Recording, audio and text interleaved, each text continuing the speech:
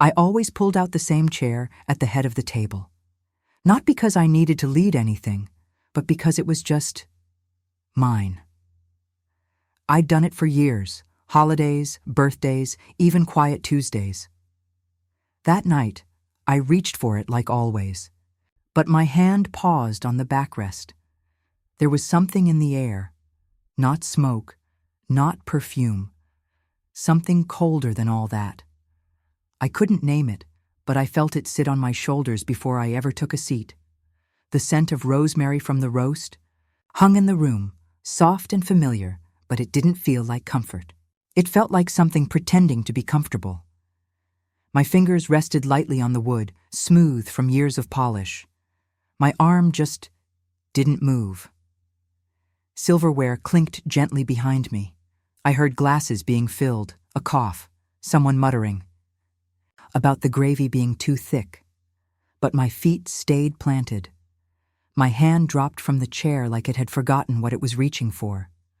I looked at the table, the plates, the folded napkins I'd set just hours earlier, and for the first time in my life, I wasn't sure if there was a place for me.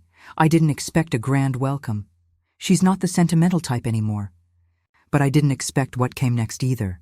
As she pulled out a chair for her husband, she said it, not with anger, not even sarcasm, just flat, final. "You don't deserve a chair here." She looked at me, straight at me.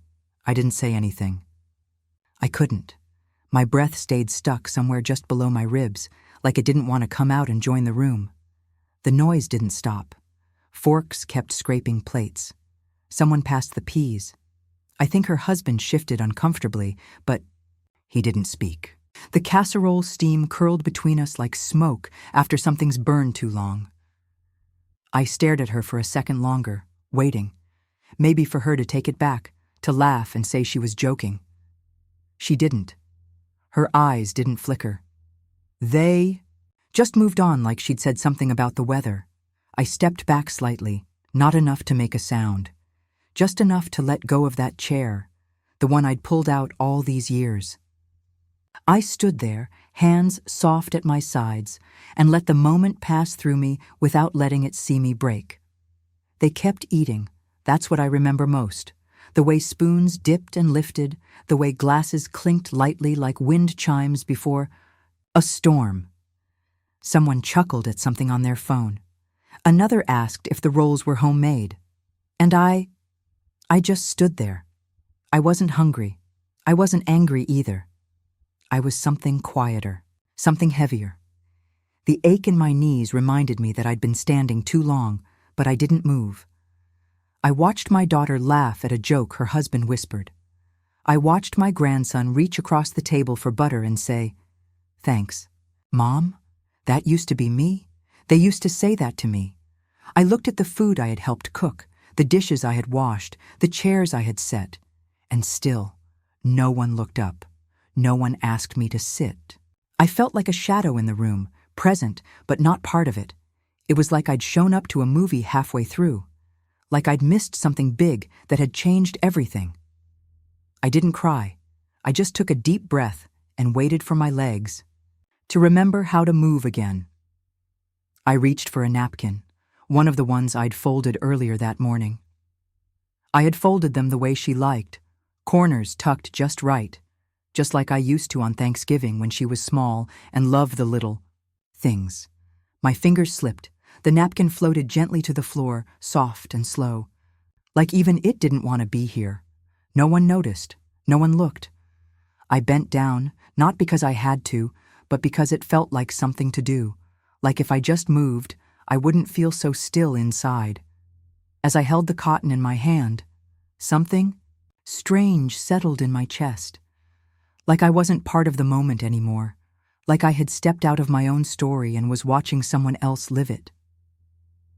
I stood back up and placed the napkin on my lap. No one asked if I was okay, and for the first time I realized maybe I wasn't. I sat at the corner of the table, not the head, not the seat I'd always used, just the one closest to the hallway, the one no one had claimed. My plate was full.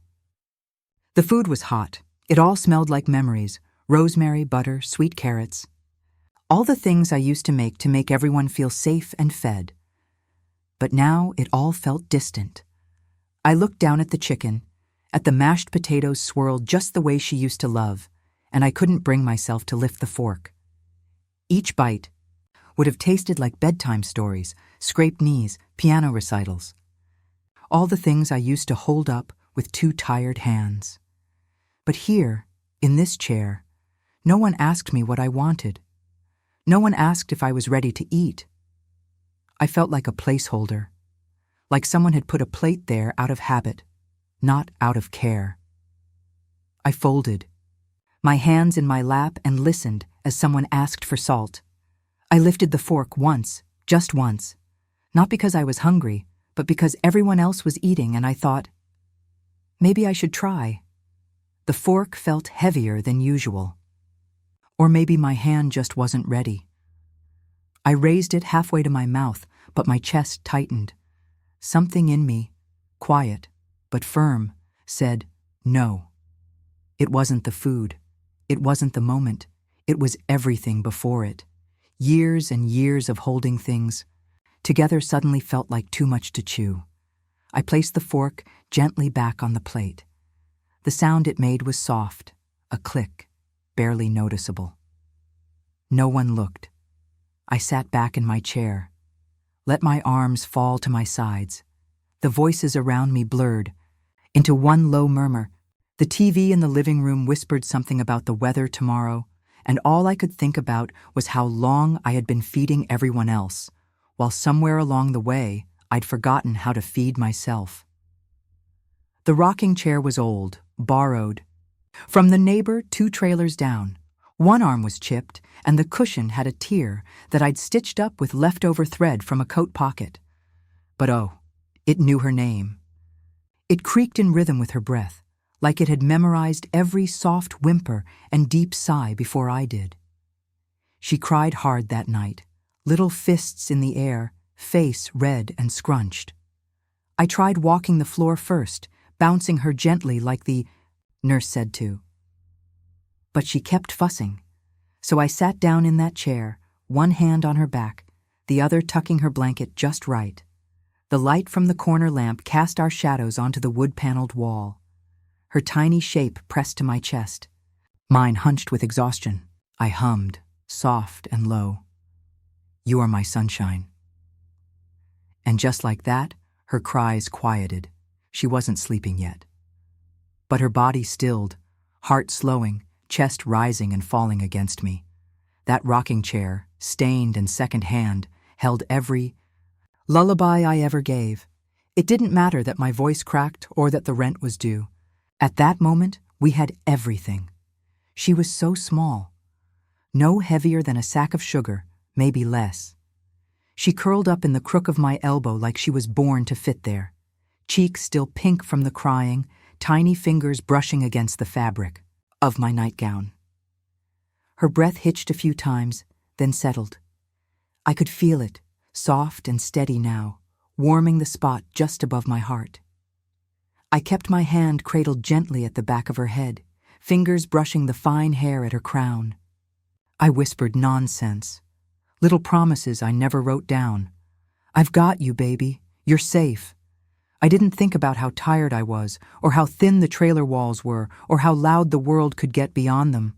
I only thought of her. Thought she'd always remember, that the comfort she felt would live somewhere inside her, forever. But babies don't remember the arms that held them through the storms. Only the arms remember. I never had much of a voice. Even when I was young, it came out scratchy, like gravel under bare feet. But that didn't matter to her. The first line of "You are my sunshine," and her sobs would slow like someone turning down the volume knob. I must have sung that song 1,000 times. Sometimes twice in a row, sometimes 3. She never seemed to tire of it, and I'd hum along with the creaking of the rocking chair, both of us swaying slowly and tired under the soft pull of sleep. The air was always warm in that room, too. Warm, really, but the fan in the corner spun slow enough to push the heat around without cooling it.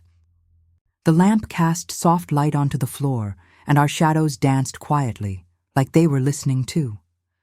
I sang it for her peace, for her dreams. The words soaked into the walls like old wallpaper, layers of comfort buried deep. I never imagined that one day she wouldn't remember it, wouldn't remember the way my arms held her while my voice cracked on the second verse. The pawn shop bell jingled as I walked in. I clutched the small velvet box in my coat pocket, fingers curling, tighter with every step.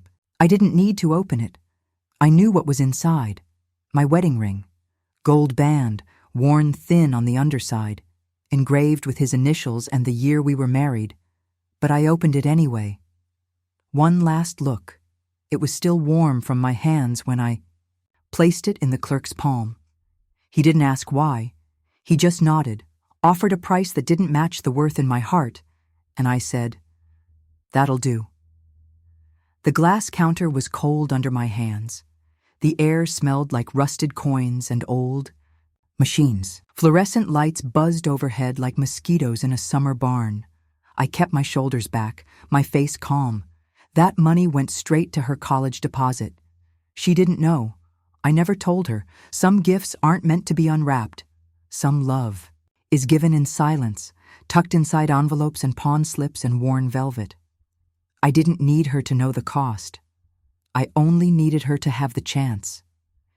I never kept a tally, never wrote down how many extra shifts I picked up, never counted how many nights I skipped dinner just so she could have seconds. I thought love was something you gave, not something you tracked. I thought she'd feel it, deep in her bones, like sunlight through a cloudy window. But memory has a cruel way of picking what it wants to keep. And sometimes it forgets the hands that held it up when it couldn't stand. Now, when I sit in my room with the quiet and my thoughts, I wonder, did she ever see me as more than just the background, just the one who made things work? There's a photo on my dresser, her as a little girl, smile wide, arms around my neck. That moment stayed frozen in time. But life kept going, and somehow the warmth faded from her eyes. I don't regret giving. But I'd be lying if I said forgetting doesn't hurt. After she fell asleep, I didn't move. Not for a long time. Her little breath fluttered against my neck like the wings of a moth, gentle, steady, real. I stayed rocking back and forth, letting the chair creak. Its quiet lullaby into the early morning air. The world outside was always loud. Sirens, bills, neighbors fighting through the paper-thin walls. But in that moment, all of it faded. There was just the hum of life between us. And peace. A rare, still kind of peace I hadn't felt in years. My legs were numb, my shoulder ached. But none of it mattered. I had given her safety, a soft place to land, even when I had none for myself. The window started to gray with the first sign of dawn. Somewhere far off, a bird chirped once, then again. I knew it was almost time to move, to lay her down, to face the day. But for a few more seconds, I stayed, rocking slow, holding her tight, letting the quiet wrap around us like a prayer no one needed to say out loud. The water was warm, just the way I liked it. Hot enough to loosen the dried gravy on the casserole dish, soft enough to soothe my hands after a long day. I let the soap suds rise past my wrists, filling the sink with bubbles that shimmered like tiny oil slicks under the yellow kitchen light. I was scrubbing the corner of the roasting pan when I heard it. "She's clinging on, so we'll owe her," the far sponge slipped slightly in my hand. I didn't drop the dish, I just stood there, dish in midair, letting her words hang in the steam like a slap without the sting. The bubbles kept popping quietly. The Bluetooth speaker hummed a soft country song, something about forgiveness and front porches. But inside me, something stilled, deflated, like a balloon you didn't even know was floating until it hit the ground. I didn't turn around. I didn't ask if I'd misheard. My name had landed too clearly in that sentence, not as a person, not as her mother, just a problem, and suddenly, the water didn't feel warm anymore. She didn't even bother to whisper. That's what stung. Her voice was steady, not cruel, but clear. She said it like she was talking about a bill that needed paying or a plant that wouldn't grow, not like she was talking about me. I stood there, hands in sudsy water, listening, as my own child measured me in debt. She's clinging on, so we'll owe her. That's what she thought this was, that I was holding on for leverage, for power, as if I hadn't emptied every part of myself into her life already, as if I'd asked for anything back. She used my name like it meant nothing, no weight, no warmth, like it didn't used to be the first word she cried out in the dark when her fever climbed or her knees scraped raw. And the worst part? She didn't lower her voice. Not out of respect, not out of guilt, not even out of shame, like I was already gone. My knees buckled slightly, but I didn't let go of the plate. It's strange how the body remembers dignity even when the heart's too bruised to bother. My fingers stayed tight around the ceramic rim. I could feel the heat of the water steaming up into my face, but my chest felt frozen. I stared into the sink, as if the rippling surface might offer a better version of what I'd just heard. Maybe I misunderstood. Maybe she was talking about something else, but the way my stomach curled in on itself told me I hadn't. No one says a thing like that by accident, and no mother should have to hear it.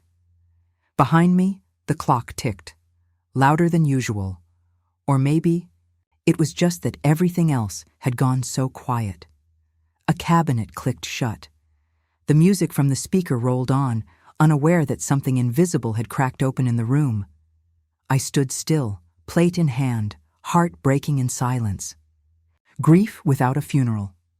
Mourning something that still sat, alive and breathing, just a few feet away.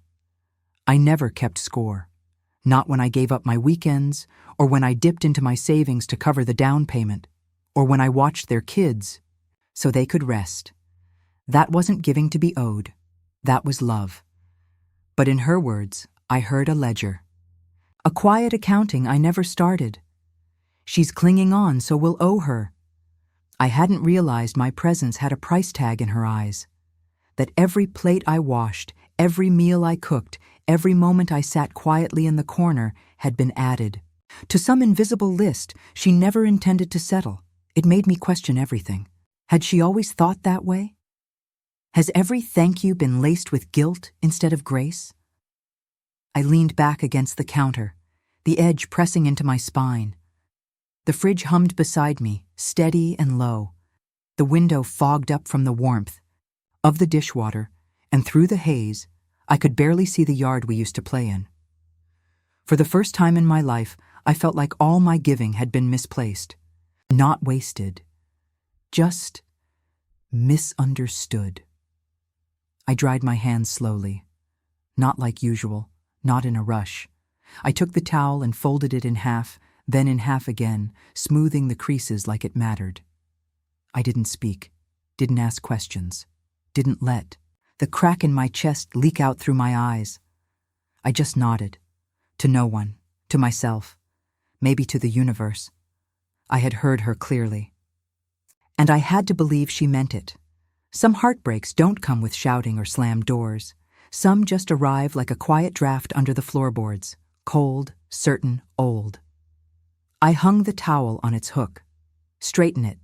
It didn't need straightening, but I did. The kitchen was still warm from dinner. The air smelled like soap and onions and something burnt at the edges. The rain outside had slowed to a mist, soft enough that the wind chimes didn't ring anymore. The overhead light flickered, once before settling again, and I stood there, hands empty, heart full of something I couldn't name, only feel. I stepped outside without saying a word. The porch wood was damp under my feet, and the rain had thinned to a soft drizzle, just enough to kiss my cheeks without soaking them. I crossed my arms tight across my chest, not from cold, but from something else. Protection, maybe. I thought the air would clear me, that the sky, however heavy, might wash her words off me. But even nature couldn't do that. Her voice echoed in my mind, clearer now than it had been inside. She's clinging on, so we'll owe her. I looked out into the yard, the one where she once picked wildflowers and brought them to me in jelly jars. I thought about how many nights I stayed up with her feverish forehead pressed to mine, about the lunches packed, the hands held, the dreams sacrificed quietly, like folding laundry no one noticed. I wondered, when did I become the burden instead of the root? The drizzle kept falling. The wind stirred the wind chimes just enough to make them whisper. And I stood there, letting the hurt settle where it needed to, deep, quiet, and seen only by the rain. She was pouring cereal into a bowl when I asked. Nothing sharp, nothing rehearsed. Just steady. What do you think I paid for this house? I didn't look at her right away. My fingers curled tight around the coffee mug, steam rising up toward my face. The sun was coming in through the curtains, cutting lines across the kitchen, table like pages waiting to be written on. She didn't answer at first. I didn't expect a speech. I wasn't asking for a thank you or some grand confession. I just wanted a memory, a flicker, some trace of the little girl who once asked if she could sleep in my bed when the thunder scared her. I didn't raise my voice, didn't cry, just asked, and I waited. Waited for the moment where love might feel like a full circle instead of a one-way road. She didn't even pause her scrolling. Her thumb moved smoothly across the screen, eyes flicking up only for a second. "Wasn't it alone?" she said. Just like that, not cruel, not even cold, just careless. Something in my chest gave way, like an old cupboard shelf under too much weight. The word hit harder than if she'd yelled. Loan. As if love came with paperwork. As if this house stood on IOUs instead of sacrifice. I stared at the window. Light filtered through in soft shapes, casting shadows on the carpet that looked more alive than the space between us. She kept scrolling. The jazz playing from the speaker floated around us like we were in a coffee shop, and not a moment that would mark me forever. It didn't feel like rejection. It felt like redefinition. Like I'd just found out I'd never been the foundation, only a footnote, alone. My teeth pressed against my tongue so hard I tasted metal. I wanted to speak. I had words ready, real ones, stories, truths, how I worked 2 jobs the year she started college, how I pawned my ring, how I skipped dinners so she could have enough. But I didn't say a thing. I swallowed it all. Pride, pain, the need to explain. Because once you start begging someone to remember your love, it stops being love. It becomes a plea. And I wasn't about to beg. Outside, I heard a lawnmower humming. From across the street, the room inside felt sterile, too clean, no clutter, no warmth. Just surfaces wiped down to shine but never touched. She looked up briefly, then back to her phone. I bit the inside of my cheek again, holding my breath until the iron faded. That kind of dignity, once it cracks, it doesn't come back the same. And I wasn't ready to give it up. I went upstairs without saying a word. No slamming drawers. No sighs. Just quiet steps and an open suitcase on the bed. I folded each blouse slowly, corners tucked, buttons flat, as if I were preparing them for someone else's hands. Maybe I was. The morning light warmed the room, but my chest felt hollow. Like something had already left me before I even zipped the case. I rolled up my cardigans with care, paired my shoes side by side, the kind of packing you do when you know you're not just leaving a place, but a version of yourself. The air smelled like cedar and clean laundry, the way I always kept it, but something about it now felt unfamiliar. Maybe that's what mothers do in the end. Not leave in anger. Just fold their love quietly. Place it in a suitcase. And hope, one day, it's missed. The zipper was louder than her words had been. Didn't expect that. It sliced through the quiet like something final, permanent. I stood there, hands on the suitcase, staring at the place where my nightgown had hung on the door. Empty now. Just the outline of where it used to be. I didn't say goodbye. There wasn't anything to explain. The case smelled faintly of lavender from the sachet I kept tucked in the corner, a scent that always meant home to me. Now it just smelled like endings. I walked out of the room with steady steps, not rushed, not timid, just done. There was a stillness in the hallway, a creak beneath my right foot, the kind that always told, you someone had passed through and left something behind. But this time, it wasn't between us that something closed. It was inside me, quiet, clear, and it didn't need anyone's permission. I was bent over an old box marked Spring, brushing. Aside a layer of dust that clung to my hands like powdered memory. The garage smelled like motor oil and cardboard, a scent I hadn't breathed in for years. The light came in at an angle through the high window, golden and soft, catching the edges of forgotten things. A broken fan, a jar of screws, the stroller. We never got rid of. I didn't hear him come in, but I felt it. That shift in the air when someone enters with care, not noise. I turned slowly, heart still sore from the morning's silence. And there he was, my son-in-law. He didn't say anything, not right away. He just stood there, near the shelves, hands in his pockets. His eyes met mine, not hurried, not avoiding. They stayed, and in that quiet look, I saw something I hadn't felt in days. I saw someone still saw me. He leaned against the edge of the workbench, not looking for tools, not pretending to need a reason. He just stood there and said, I never agreed with her. Simple words, no build-up. No attempt to fix anything, but they landed soft, like a warm blanket pulled over a tired back. I felt something loosen in my chest. Just a little. Just enough to let air in. He didn't excuse her. Didn't say she didn't mean it. He didn't even look nervous, just sure. Like he'd been holding those words and waiting for the right moment to hand them to me. Not once, he added quietly. A tarp in the corner shifted with the breeze sneaking under the garage door. The smell of old rags and rusted bolts filled the space. But all I could smell was relief.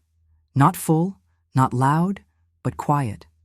Honest, and maybe that's all I needed, to be told I wasn't crazy, that I felt had weight, and someone else saw it.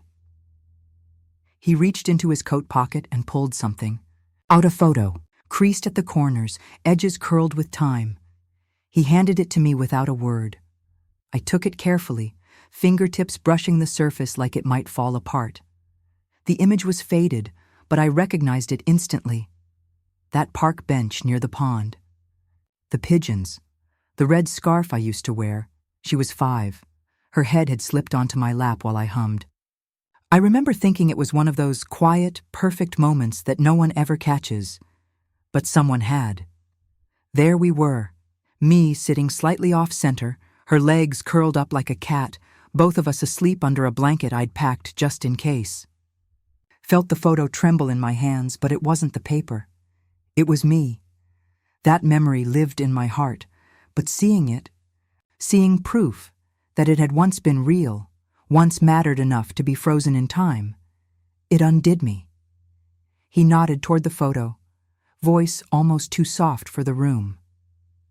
You were everything, he said, not in a big dramatic way, not for effect. It came, out cracked, like it had to push past something tight in his chest. You were everything to her, not are. Were. But I didn't flinch at that, because in his voice I heard recognition of the effort, the late nights. The love sewn into every lunchbox note, every lullaby, every mortgage payment disguised as a gift, and I believed him, not just because of the words, but because of the way he said them, without performance, without obligation. Like he'd been watching me love her all these years, even if she never turned to see it.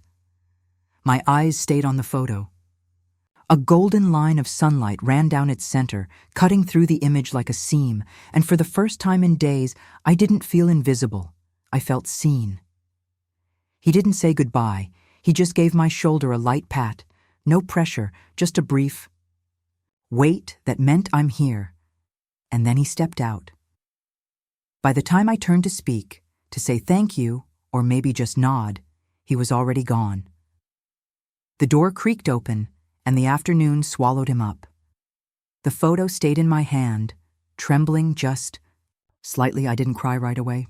The tears came slow, like they needed permission, like they'd been waiting behind a dam that had finally cracked just a little. The garage was quiet again. The kind of quiet that doesn't ask anything of you. Sunlight had turned amber, casting long streaks across the concrete floor. Dust floated through the beams like snow that forgot how to fall. I held that photo like it was a lifeline, not because it could fix things, but because it reminded me that once I had been everything, and even if she forgot, someone remembered. The guest room smelled like lavender and something else, something warm and human. The floral quilt was already turned down, the sheets pressed, smooth. A second pillow waited at the head, fluffed like it knew someone needed comfort more than sleep. On the nightstand sat a handwritten note. Glad you're here. Rest easy. Ruth. I stood there in the doorway, suitcase in hand, not quite stepping in. The late afternoon sun spilled through the lace curtains, dappling the floor like it had taken its time arriving too. I hadn't felt this way in a long time. Not just welcomed, but prepared for. No tension, no forced small talk, just a made bed, a thoughtful note. The hush of old furniture and bird song beyond the window, and somehow, that kindness, quiet as it was, settled around me like a shawl. No fixing, no fussing, just space to be. I stepped in, shut the door gently behind me, and let my suitcase thud soft against the wall. I was home for now. She waddled over to me like she already knew I belonged. Maggie, Ruth's old spaniel, had that cloudy-eyed gaze, but moved with a confidence only age earns. She didn't sniff and retreat like most dogs do with strangers.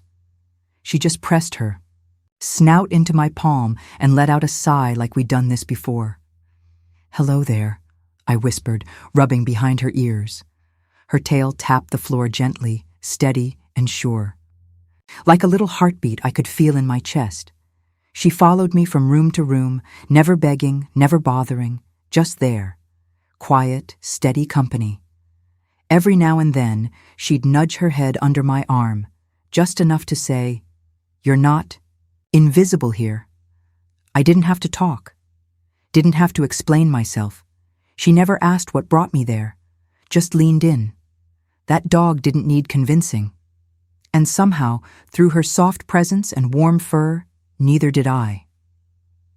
The library was small, a single-story building with creaky floors and that old book smell that hit you as soon as you walked in. Not musty, comforting, like something that had waited its whole life to be remembered. I started shelving books in the mornings, part-time. Quiet work, the kind where no one hurries you and no one asks too many questions. There was something comforting about it. The alphabet made sense. Call numbers didn't shift or disappoint. The pages never looked through you the way people sometimes do. The morning sun slanted through the high windows, making everything glow. Dust floated lazily in the beams, and the coffee from the staff lounge added a warm layer to the scent of ink and paper. No one asked about my past. No one hinted at pity. They just nodded when I showed up, smiled when I finished the cart, and for the first time in a long time, I felt useful in a way that didn't ache. Not needed because I was family, needed because I showed up. There was a sticker on the return cart, bright yellow with bold black letters. Shh, happens. It caught me off guard, right there between a stack of gardening guides and a biography of Eleanor Roosevelt. I stared at it for a second, and then I laughed. Out loud, not a chuckle. A real laugh, the kind that rises up before you even give it permission. I immediately slapped my hand over my mouth, looking around like I'd broken some sacred rule. But no one turned. No one started. The ceiling fan spun slow overhead, and the only sound was distant children's laughter from story time down the hall. I stood there holding a hardcover about composting, my other hand still half covering my smile. I couldn't remember the last time I'd laughed like that. The last time something caught me off guard in a good way, like finding an old pair of shoes that still fit, worn in, but solid. It felt nice. I let myself laugh again. Quieter this time, but still, it stayed with me the rest of the day. Evenings became my favorite part of the day. After dinner, Ruth and I would sit on the porch with our mugs of chamomile. Maggie would curl up by our feet, her breathing slow and sure. The swing creaked gently beneath us, moving just enough to match the rhythm of our tea. We didn't talk much, not because there was nothing to say, but because the silence between us wasn't heavy. It was warm. Sometimes Ruth would say something like, "The hydrangeas are late this year," and I'd nod, sip my tea, and say, "Maybe they're waiting on us." We'd smile. Not big smiles, the kind you wear when your heart is finally resting. The air smelled like warm biscuits and distant lilacs. Crickets started their chorus as the sky faded from gold to soft purple. I didn't need fixing. I didn't need to be seen through anyone else's lens. I just needed space to be, and here, on that porch, wrapped in quiet joy, I remembered something I'd forgotten, how full silence could feel when it wasn't laced with loneliness. Every Tuesday at 4 o'clock, he was there. Ethan. Shoes always untied, curls bouncing like springs, and that backpack, so big it almost tipped him backward when he walked. He'd drop it by the reading rug with a soft thud, not looking around, not calling out, just waiting like he trusted I would come. I usually stayed in the back, sorting chapter books and leveling out the picture book bins, but I always watched for him, and the moment our eyes met, his whole face lit up. That kind of joy that doesn't need a reason. "Hi, Grandma," he'd shout, even though I wasn't his. I'd smile and wave, my chest tightening in a way that wasn't pain, but something close. Something I thought had gone quiet inside me. The sun would fall in golden strips across the carpet, catching the glint in his eyes just right. And in those moments, I didn't feel old. I didn't feel forgotten. I felt like someone worth waiting for. His backpack told a story before he even opened his mouth. Bright patches and stickers covered it, cartoon dogs, flying tacos, a smiling dinosaur holding a balloon. But one sticker, in blocky letters, always caught my eye. "Be kind. Always." I must have read it 100 times. Every time I helped him find his glue stick, every time I tied those floppy laces or handed him a book about talking trains. Be kind. Always. It was simple, a little worn around the edges. But something about it stuck with me. Like the message was just for me, even though it rode on the back of a boy who still believed the world was mostly good. And maybe that's what I needed. A reminder that kindness doesn't have to be loud or earned. Sometimes it just has to. Show up and stay a while. Ethan never said much, but when he handed me his backpack or scooted closer without a word, I felt it. The world could be hard. But kindness still showed up in sticker form. He didn't ask permission. He didn't need to. One moment I was reading about a sleepy dragon and his missing sock, and the next, Ethan climbed right into my lap, backpack abandoned, knees curled. Under him, like he'd been doing this his whole life. I froze for a second. Not because I didn't want him there, but because I didn't expect it. Not anymore. His head settled near my shoulder, his curls warm against my neck. I could feel the weight of him, small but real, press into me like a memory waking up. Didn't move, didn't breathe too loud, because suddenly my arms didn't feel heavy. They remembered something soft and sacred, rocking chairs, lullabies, nights when a child's breath against your chest meant you were the whole world. A beanbag beneath us gave a little squeak. The bookshelves around us cast long, gentle shadows. I heard a giggle from across the room, but it felt far away. In that quiet space, I didn't feel like a stranger or a visitor. I felt like a lap, a safe place, and it had been too long since I'd been that for anyone. He was half asleep when he said it. His head was still nestled under my chin, and his fingers had stopped fidgeting with the sleeve of my sweater. I thought, he was out, drifting off after story time. But then he whispered, voice low and soft as breath, "You smell like home." I blinked, my throat tightening around something I hadn't felt in years. I didn't ask what home smelled like to him. Didn't press, because deep down, I knew.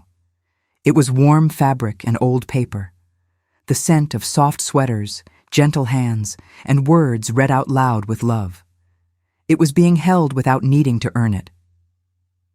He closed his eyes again, arms tucked close, to his chest, and I just sat there, holding him, letting his words settle inside me like honey on warm bread. The breeze slipped through a cracked window, brushing my cheek with the faint scent of spring. The clock ticked steadily above us, unhurried. In that quiet corner of the library, I realized something. You don't have to be someone's grandmother to be someone's home. His mother arrived like always, soft steps on the tile, phone still in hand, wind-blown curls and a look of apology she rarely voiced. She scanned the room, spotted us, and smiled. Just once. Then her eyes met mine. And in that look, something passed. Between us, no words, no need. Her hand moved to her chest, fingers resting just over her heart. She didn't say thank you. She didn't need to. I felt it. The way some moments land in your bones instead of your ears. Ethan skipped to her side, still chattering about a pirate book and a sticker that smells like pickles. She touched his head gently, her eyes lingering on me. Just one nod, but it said everything. It said I had mattered, not to her past, not to the life she built elsewhere, but right now, to this boy, to this moment, and maybe that's enough. The sun stretched long across the tile, painting gold across our feet. I didn't cry, but something in me softened, because sometimes the deepest gratitude is the kind that doesn't ask to be spoken. I wasn't even headed that way, just dropping off some blueberry muffins for the church bake sale. I'd made them the night before, like I always used to, even though no one had asked this time. I don't know why I turned onto her street. Muscle memory, I guess. My hands did the steering while my thoughts wandered elsewhere. I hadn't been there in weeks, maybe longer, and then I saw it. A white sign stabbed into the grass, "For sale," in all caps, like it was yelling, like it needed the neighborhood to know what I hadn't been told. It stopped me cold, like a slap of white against brick. I parked and got out slowly, more out of reflex than intent. The sidewalk was warm beneath my shoes. A soft breeze drifted by, carrying the scent of cut grass and hot pavement. A bird called twice, then went quiet. The house looked the same, but the sign made it feel like a stranger's. And suddenly, I wasn't running an errand anymore. I was standing at the edge of something that used to be mine. The house looked smaller than I remembered. It hadn't changed much, really. Same brick path, same shutters. But something in me shifted when I looked at it now, like time had squeezed it, made it tighter somehow. The windows I used to wash in spring were streaked now, dull in the sunlight. The porch, where I'd once placed hand-painted planters full of petunias, sat empty, bare wood fading to gray. I stood at the curb, holding the muffins like a question I didn't want to ask. Was I still welcome here? I wasn't her mother at that moment, not even a guest, just a woman on a sidewalk looking at a life that had moved on without her. Cicadas buzzed from somewhere behind the fence, and the sun glared off the realtor's metal sign like it had something to prove. Maybe it was the sign. Or maybe it was me. But the house looked like it had let go of me a long time ago. There was no call, no text, no scribbled note left at my door. Just a sign in the yard. For sale. Like a secret spoken aloud after it's too late to do anything but. Listen, she hadn't told me she was moving. Not even a passing mention of the last time we spoke. What, 3 weeks ago? 4? I felt foolish, standing there with a bag of muffins wrapped in foil, like a character in a story I didn't know had ended. No goodbye. Just a chapter closed quietly, the page turned when I wasn't looking. I stared at the house, trying to make sense of it, wondering if this was her way of cutting the last string, of saying we're done without saying it out loud. A car passed behind me, windows down, music playing low. Something upbeat. Something that didn't fit the moment. The air smelled of summer lilies and distant exhaust, familiar and foreign all at once. And I stood there, bag in hand, feeling like someone who'd shown up to a party that had already moved on to dessert. I turned to leave. There was nothing left to see. Nothing left to say. And then I caught movement. In the window. A small face. A child. Maybe the new neighbors. His eyes bright, hair sticking up like a dandelion, fingers pressed to the glass. He waved. I paused. Just for a moment. My hand rose on instinct, like muscle memory from another life. I smiled. Wrong child. Wrong story. But the wave still reached me, like a pebble dropped into a still pond, spreading something small but warm. He ducked away as quickly as he'd appeared. The window pane caught the sun just right, blinding for a second. A soft breeze moved the loose screen with a tiny creak, like it too was trying to say something. My shadow stretched long across the sidewalk, and somehow that tiny wave, a gesture, meant for no one in particular, felt like the day had offered me one quiet kindness before letting me go. The walk home didn't take long, but it felt longer than usual. My steps weren't heavy. My thoughts were, there's a difference, I realized, between being forgotten and being erased. Forgotten is accidental, erased on purpose. That day, I knew which one I was. I didn't cry. There were no tears left at that moment, just a dull understanding. A steady acceptance that some doors close without a slam. I passed the church on the corner. The door was unlocked, as always.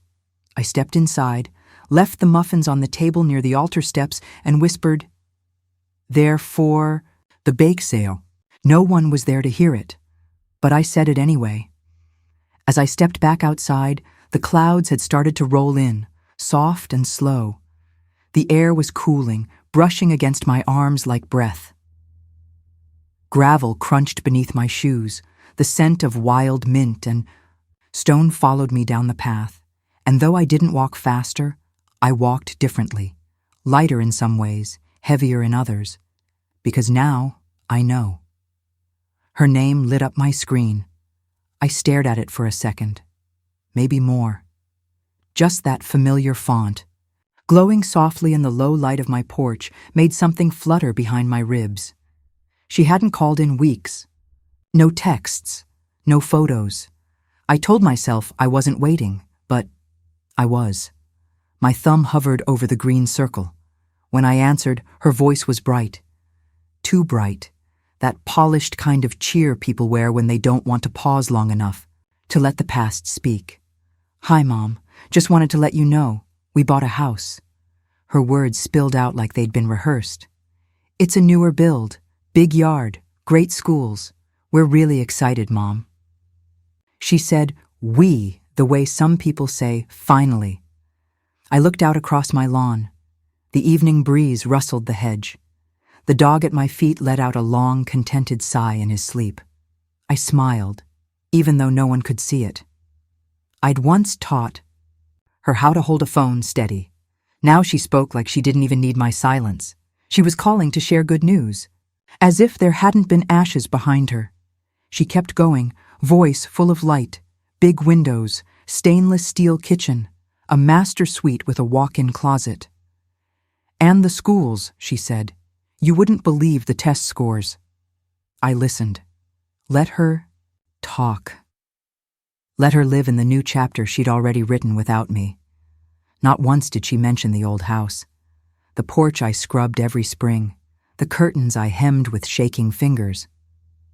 The plant I gave her bloomed only once, but we'd celebrated it like a miracle. She didn't even hesitate.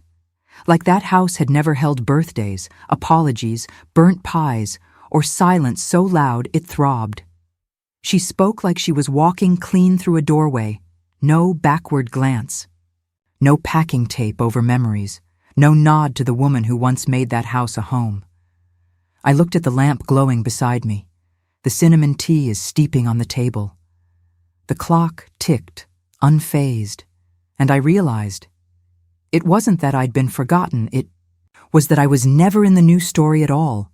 She laughed when she asked, "Do you think we deserve it?"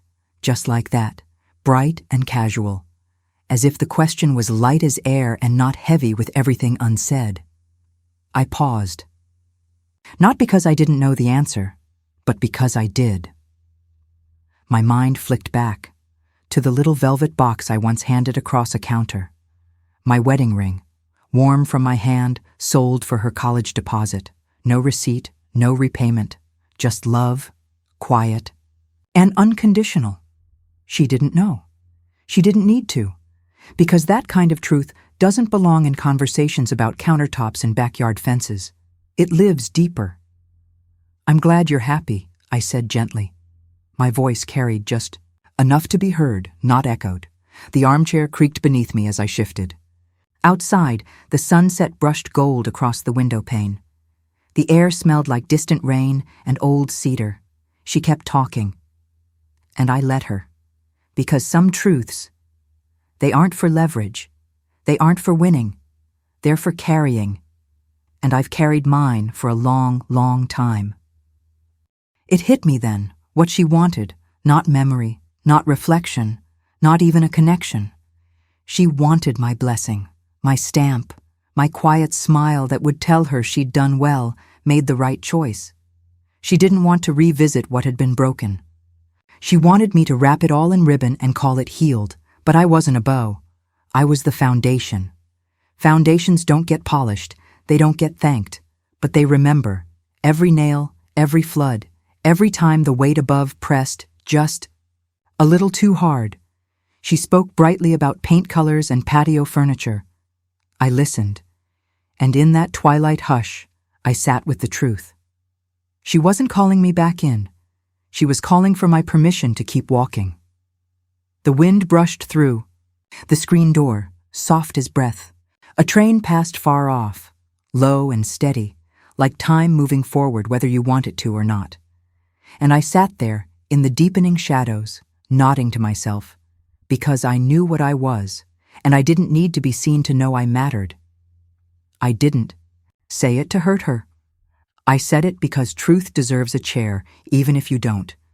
She was still talking about the new neighborhood, about morning sun on the kitchen tiles, when I said it. Softly. "You know, the old house. You never signed a loan." There was a pause. Not long, but it settled between us like a book left open on a table. She didn't answer right away. I could almost hear her blinking, hear the way her breath caught and tried to keep, moving like nothing had shifted. "I didn't mean," she started. I interrupted gently. "I know. It wasn't a weapon. It wasn't bitter. It was just the truth, and sometimes truth needs to be said, not to change anything, but to remind the silence that it didn't get the last word." The porch light flickered on. Frogs began their nightly song near the pond.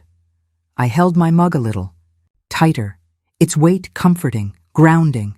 She changed the subject, and I let her. But now, the truth sat in the room with us, and I wasn't invisible anymore. It wasn't fancy. No buttons, no floral patterns, no clever hidden compartments. Just a sturdy armchair with a high back and cushions that didn't sag when you sat down. I bought it myself. Picked it out on a quiet Wednesday with no one tagging along, no one giving their opinion. No one asking if it would go with the room. It wasn't for guests. It wasn't for a family photo. It was for me. Comfortable. Practical. Mine. The delivery guy asked where to place it, and I smiled, pointing near the window, already picturing it bathed in light. Now, each morning, I settle into it with a soft creak beneath me. The sunlight glows through the sheer curtains. The scent of tea lingers in the room. I pull my feet up under me, slow and easy. No one had to approve this chair. No one needed to agree, and for the first time in a long while, that felt like enough. I asked the movers to place it facing east. They didn't question it. Just set the chair near the window, right where the morning light would spill in. Every sunrise, I sit quietly and watch.